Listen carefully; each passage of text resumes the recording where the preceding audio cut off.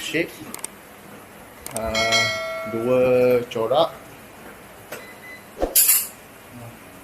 Body putih. Surface mozaik bercorak.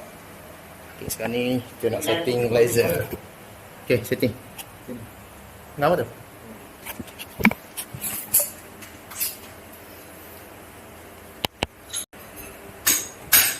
Bebas standard 7.5 cm ataupun 75 mm.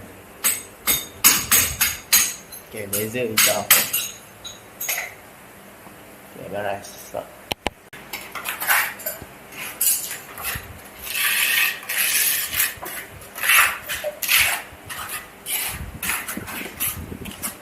Ni first ke pasang atas dia?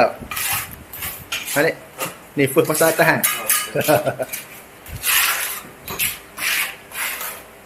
Kita test ni. Kita test budak ni, budak baru. Baru lah.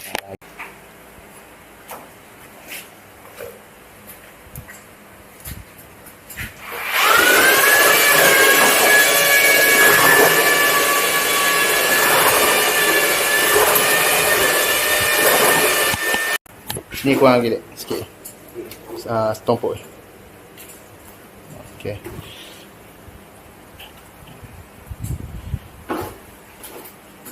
First time pasang atas. Cek dulu kotor. Tunjuk sikit belakang ni. Okey, si megang. Siapa tu dia tepi?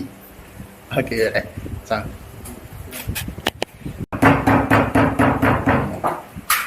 Kalau mudah sangat ketuk tu, makna kosong tu. Okay. Ketuk lagi.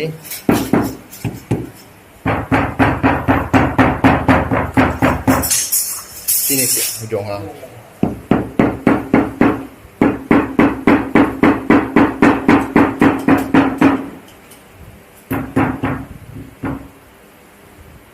Lepas tu bagi sama, tengok kat sana. Sama tak nyambung tu?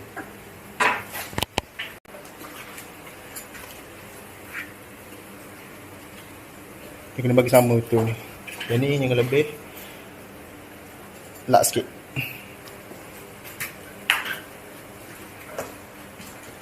Nak tengah air baru nampak.